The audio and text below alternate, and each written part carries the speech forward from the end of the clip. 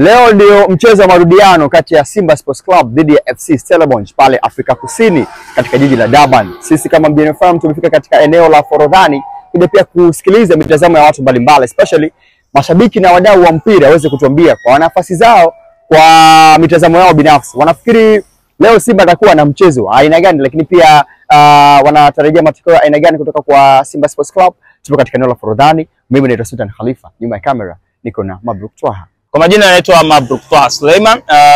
Kuelekea mchezo wa leo wa Simba Sports Club dhidi ya Stellenbosch pale South Africa, mkondo wa pili wa kombe la shirikisho ya robo finali. Kimsingi Simba Sports Club wanapaswa kuingia kwa umakini zaidi, kwa sababu tukireview na reference kutokea michezo ya kombe la klabu bingwa iliyochezwa, tumeona timu nyingi ambazo zimeenda kupata matokeo basi zimeenda kufanya vizuri mechi za ugenini. Ukipreview kwenye mechi ya Al Ahly dhidi ya Mamelodi Sundowns, mechi ya Pyramid na dhidi ya dhidi ya Orlando. Kwa hiyo kwanza Afrika Kusini tunapajua.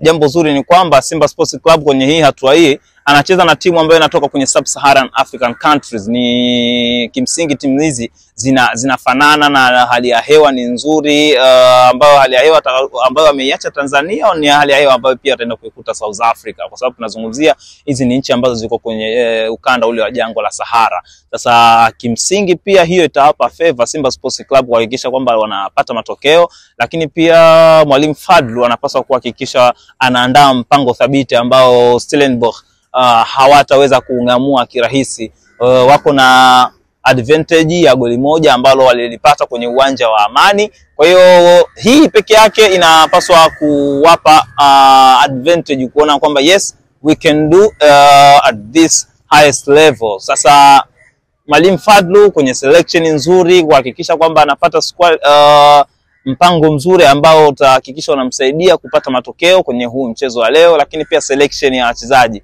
Hapo zamani za kale Simba alipokuwa na mtu kama Mzamiru Yasin alikuwa anawasaidia sana kwenye mechi za ugenini. This time watakuwa na kiungo Yusuf Kagoma pamoja na Donald Ngoma, Fabrice Luamba Ngoma kumradhi. Sasa hawa ni aina wachezaji ambao kimsingi wanaweza wakawapa namna bora ya kupata matokeo, lakini pia Mohamed Hussein Zimbwe, bila kumsahau Joshua Mutale kule juu na Jili Chale Ahua. Kwa hiyo selection ni nzuri, lakini mipango mizuri ambayo wataingia nayo kuhakikisha kwamba wanakwenda kupata matokeo ugenini na wanasonga hatua inayofuata ya nusu finali. Nawaombea kila laheri Simba Sports Club, kwa sababu tunaamini ya kwamba ikitokea wamefanikiwa mpaka kufika finali, ni advantage kwetu, hususan kwenye hizi ranki za CAF. Ukumbuke ya kwamba miaka karibuni hapa tumekuwa wanufaika wa kupeleka timu 4 kimataifa, timu 2 kombe la shirikisho na timu 2 klabu bingwa Afrika. Kwa hiyo watakapo maintain huo ushindi na wafanikiwa kufika finali, manake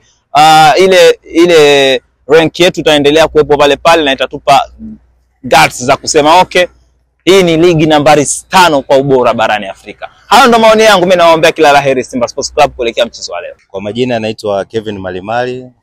Mechi ya leo kati ya Simba na Stellenbosch, naona kikosi changu kiko vizuri na tutaenda kushinda kwa ushindi mnono. Magoli ni 3-1.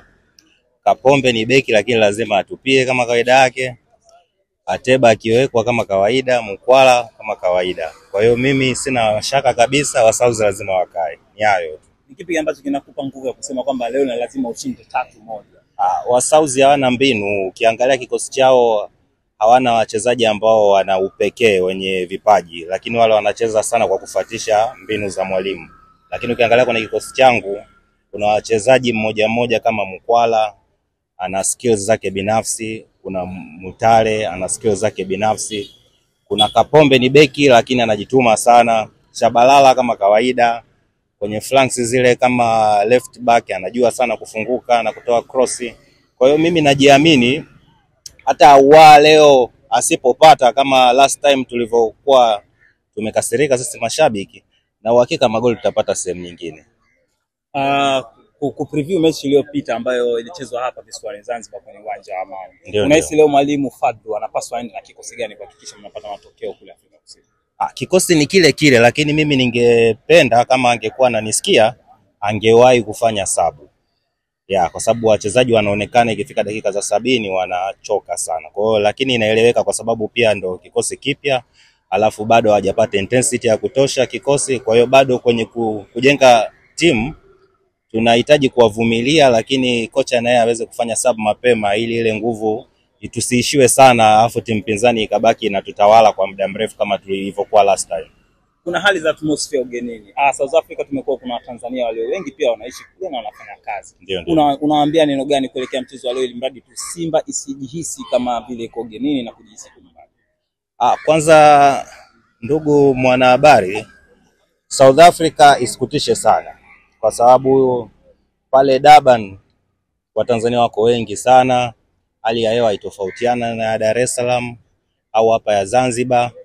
Kwa hiyo hakuna ule ugeni kwa wachezaji ambao utawafanya washindwe kucheza mechi yao kama vile wako nyumbani, kwa sababu hata ukiangalia Stellenbosch pale Durban sio sehemu yao ya kujitapa. Kwa hiyo hata sisi wenyewe tunaenda kama wageni na Stellenbosch pia atakuwa kama wageni pale pale. Kwa hiyo tumekutana tu neutral ground, lazima tutanyuka tu, wala hatuna wasiwasi. Mchezaji wa 12 unamwambia nini shabiki ambaye atakuwa uwanjani? Yeye endelee kuweka dua, inshallah tutaweza tukafikia matarajio na finali mimi naiona. Nipe squad yako leo. Wewe tupe squad yako kuelekea mechi leo. Kama kawaida, Kamara, Kapombe, Shabalala, alafu pale katikati lazima ataanza Chamu, ataanza na Spare.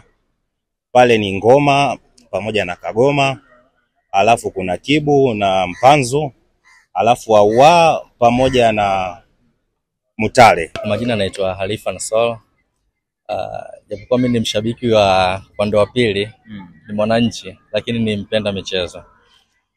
Mchezo ni mgumu.